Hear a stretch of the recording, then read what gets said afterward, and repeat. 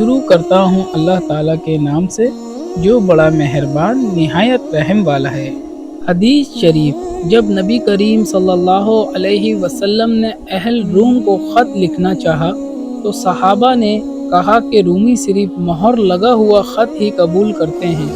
نبی کریم صلی اللہ علیہ وسلم نے چاندی کی ایک مہر بنوائی، گویا میں اس کی چمک کو اس وقت بھی دیکھ رہا ہوں، اور اس پر کلمہ محمد رسول اللہ نقش تھا۔ صحیح بخاری حدیث نمبر 7162۔ حدیث شریف، ہند نے نبی کریم صلی اللہ علیہ وسلم سے کہا کہ ان کے شوہر ابو سفیان بخیل ہیں اور مجھے ان کے مال میں سے لینے کی ضرورت ہوتی ہے۔ نبی کریم صلی اللہ علیہ وسلم نے فرمایا کہ دستور کے مطابق اتنا لے لیا کرو جو تمہارے اور تمہارے بچوں کے لیے کافی ہو۔ صحیح بخاری حدیث نمبر 7180۔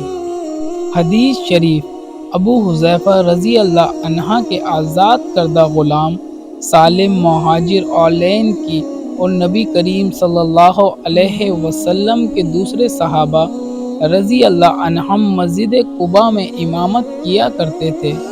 ان اصحاب میں ابو بکر، عمر، ابو سلمہ، زید اور عامر بن ربیعہ رضی اللہ عنہم بھی ہوتے تھے۔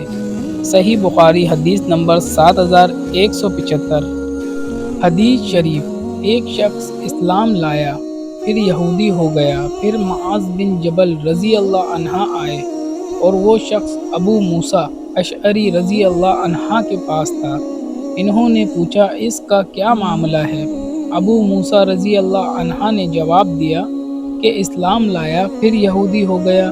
پھر انہوں نے کہا کہ جب تک میں اسے قتل نہ کر لوں نہیں بیٹھوں گا، یہ اللہ اور اس کے رسول صلی اللہ علیہ وسلم کا فیصلہ ہے۔ صحیح بخاری حدیث نمبر 7157۔